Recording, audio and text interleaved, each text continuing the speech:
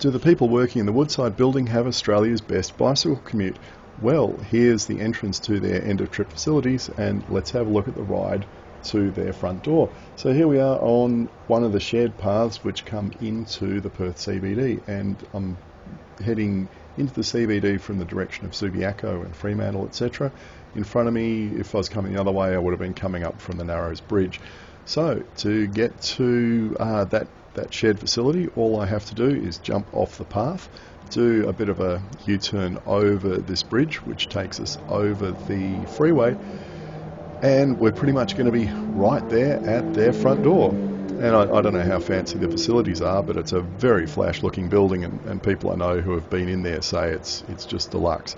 So I imagine the end-of-trip facilities are absolutely first class.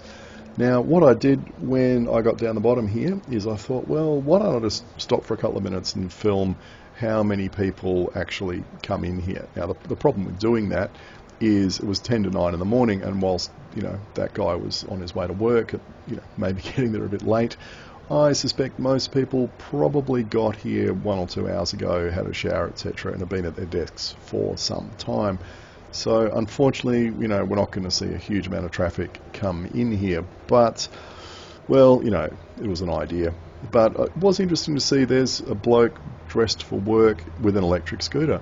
And electric scooters are very popular over here, and the state government doesn't seem to mind them. Unlike New South Wales, where they seem to have taken a fairly we don't like them kind of approach. Over here, because there's lots of shared paths and they go about the same speed as e-bikes and reasonably quick commuter cyclists, what's the problem?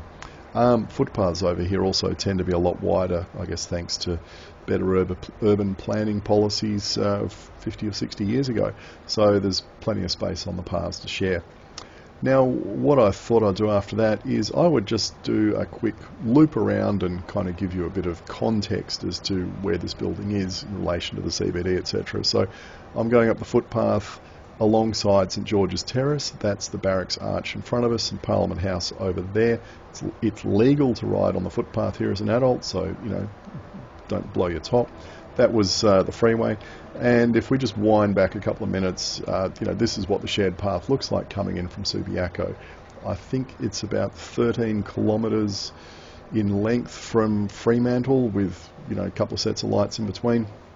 Very good path, pretty flat, lots of underpasses under the railway lines, etc. It's really great. You're not riding on the road for a very long distance. Now, what I should have done back there is gone left and taken the path into work, but no, we're going to go up the back of Parliament House and do a loop around to the front of Parliament House and have a look at the view and just see what everything looks like. So, there's just been an election over here. The media was out the front, obviously waiting for, some newly elected person to turn up and say some things to them. God, that'd be boring just sitting there all day. But I just, zoomed around, jumped over a few curbs, went around some security barriers, and, took some video. So let's have a look at what we get. And yes, Parliament House.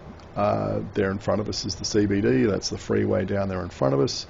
That building we just looked at, Woodside, that yellow spike was the bridge we went over. There's Parliament House.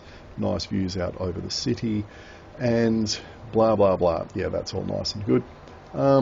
Always say good morning to the police officers guarding the place and look like you're supposed to be there. So they don't ask you what the heck you're doing. Interesting that they've put in this fantastic security gate since I was last here that would probably stop a truck, would certainly stop a car, that's for sure. You wouldn't be able to ram raid your way through that. But does it stop a bicycle? Well, nope. Isn't it great to have the flexibility to go around stuff like that when you want to and just get straight to your destination? So we'll go back down to the path here, and there's the Woodside building over there on our left, and you can see, it's just a great path all the way to your front door. So yes, if you ask me, I think they probably do have the best commute in Australia. Would be interesting, if possible, to go and have a look at their facilities, but what the heck, this is the best I can do. If you can think of somewhere that's got a better commute or an easier commute, put it down in the comments, but I'm going to throw this out there as number one.